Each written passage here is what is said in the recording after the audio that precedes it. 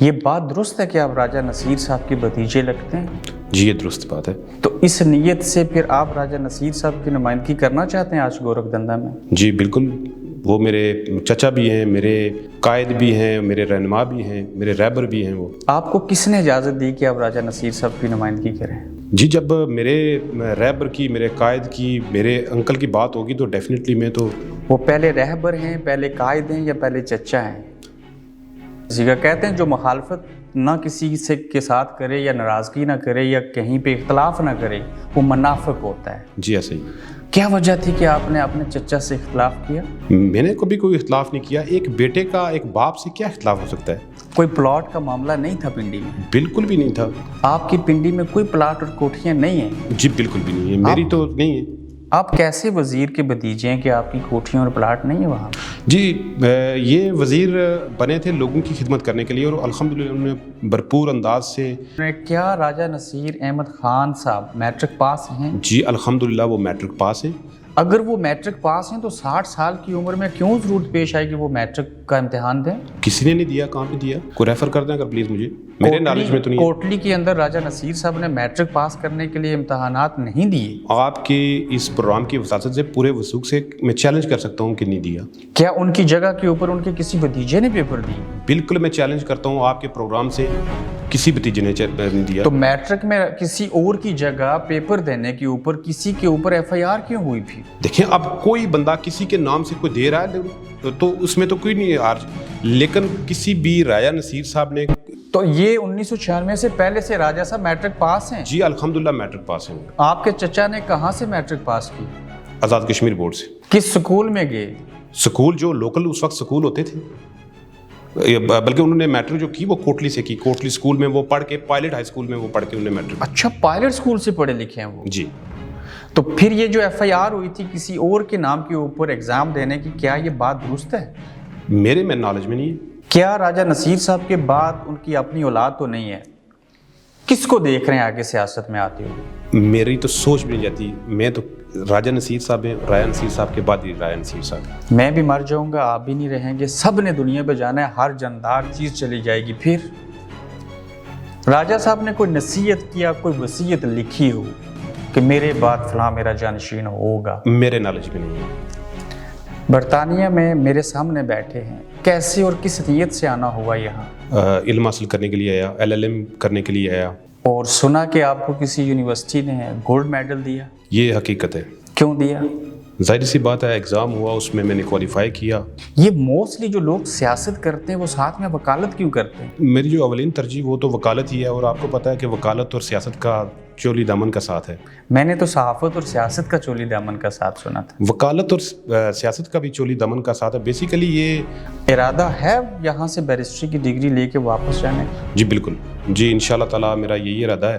اب کی بار راجہ نصیر صاحب کو شکست ہوئی، آپ کے نزدیک اس کی وجہ کیا ہے؟ دیکھیں اس کے پیچھے بہت سارے لوگوں نے پیٹھ پیچھے چھرا گھومپا تیرے۔ تو اس بار تو یہ لگا کہ راجہ افتخار صاحب علیحدہ سے الیکشن لڑے اور انہوں نے 7,500 ووٹ لیے، اور راجہ نصیر صاحب کو چودھری اخلاق صاحب نے نہیں، راجہ افتخار اور سابق وزیر اعظم فاروق حیدر صاحب نے ہرایا۔ جی جہاں تک آپ نے سابق وزیر اعظم فاروق حیدر صاحب کی بات کی ہے تو میں ٹوٹلی ڈینائی کرتا ہوں کہ کون ایسا کپتان ہے جو اپنے کھلاڑی کو آؤٹ کرنے کی کوشش کرے۔ تو اگر کپتان اپنی ٹیم کے کھلاڑی کو نہیں ہرانا چاہتا تھا تو راجہ نصیر صاحب جب MLA بن گئے تھے، حکومت بن گئی تھی، تو 2 سال وہ وزارت کیوں نہ لے سکے؟ یہ اس کا جواب تو بہترین انداز سے، چونکہ وہ پارلیمانی سیاست میں تھے، یہ بہتر جواب وہ دے سکتے ہیں کہ چونکہ میری ایکسیس وہاں تک نہیں ہے۔ اگر فاروق حیدر صاحب 2016 میں حلف نہ دیتے راجہ افتخار صاحب کو کہ اس بار ہماری مدد کریں 2021 کے الیکشن میں، ٹکٹ ہم افتخار صاحب آپ کو دیں گے، انہوں نے وعدہ خلافی کی۔ بالکل غلط بات ہے، یہ کوئی وعدہ نہیں ہوا، کوئی حلف نہیں ہوا، کوئی وعدہ نہیں ہوا، بالکل قطعی طور پہ یہ غلط بات ہے۔ کیا راجہ فاروق حیدر خان حلقہ سینسا کے اندر تبدیلی چاہتے تھے؟ جی بالکل غلط بات ہے۔ کیا آئندہ راجہ افتخار لوگ آپ کے ساتھ ہوں؟ جی ہم تو ہر بندے کو ویلکم کہتے ہیں، ہم کہتے ہیں کہ اپنی جماعت میں واپس ہر بندے کو ہم ویلکم کہتے ہیں۔ کہیں ان کی ہار میں کوئی ان کی صحت آڑے تو نہیں آئی؟ ڈیفینیٹلی ان کی صحت کا تو کافی ایشو تھا، لیکن کبھی بھی انہوں نے صحت راجہ صاحب ہمیشہ اپنی برادری کے بل بوتے کے اوپر الیکشن جیتتے رہے. وہ ہمیشہ لوگوں کے بل بوتے پہ، برادری کے بل بوتے پہ نہیں. وہ جو ٹیسٹ تھا وہ خالی جگہ پر کرنی تھی، لیکن آزاد کشمیر کے ایک سینئر صحافی بشارت عباسی 7 دن پہلے خبر دے چکے تھے کہ راجہ نصیر صاحب اپنے 3 سگے بھتیجوں کو یہ نوکری دیں گے. دیکھیں یہ تو اب جب انہوں نے کسی بندے نے اپلائی کر دیا تو انہی تینوں بھتیجوں کو ہی کیوں نوکریاں تینوں کو مل گئی؟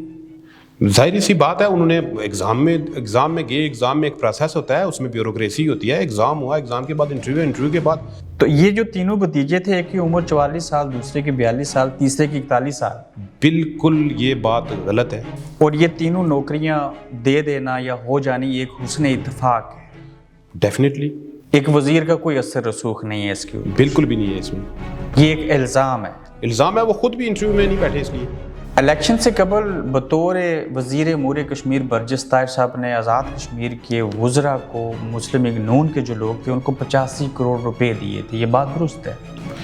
دیکھیں جو ممبران اسمبلی تھے انہیں اپنے اپنے فنڈز ملے، اور کشمیر کونسل کے تھرو کوئی اگر فنڈز ملے تو وہ تو یہ جو فنڈز ملے تھے اس میں راجہ نصیر صاحب نے اپنے بھتیجوں کے ساتھ مل کے خرد برد کی. اگر کوئی خرد برد نہیں کی، جعلی سکیمیں اور فرضی سکیمیں بنائی گئیں. بالکل بھی نہیں بنائی گئی. جو اسکیمیں ہیں وہ آن دا ریکارڈ ہیں اور موجود. ان کا وزیر بلدیات بننا اور اوپر سے اب لوگوں کے پاس کنسٹرکشن کے لیے مشنری کا ہونا، یہ دونوں چیزیں لازم و ملزوم ہیں. دیکھیں کنسٹرکشن، اب یہ جو کنسٹرکشنز کی مشنری ہے یہ ریلیٹڈ ہے. اتنی وزارتیں دیکھی، اتنا لمبا عرصہ دیکھا، چچا وزیر تھے تو آزاد کشمیر کی بیوروکریسی سے واسطہ پڑتا رہا. جی، کہ آزاد کشمیر میں کرپشن ہوتی ہے؟ کرپشن یہ پورے برِ صغیر کا مسئلہ ہے. یہ صرف آزاد کشمیر کا نہیں، یہ پورے برِ صغیر کا مسئلہ ہے. کوئی ایسا نظام ہے جس میں آڈٹ ہو سکے، ان کو پوچھا جا سکے؟ کبھی آپ نے دیکھا؟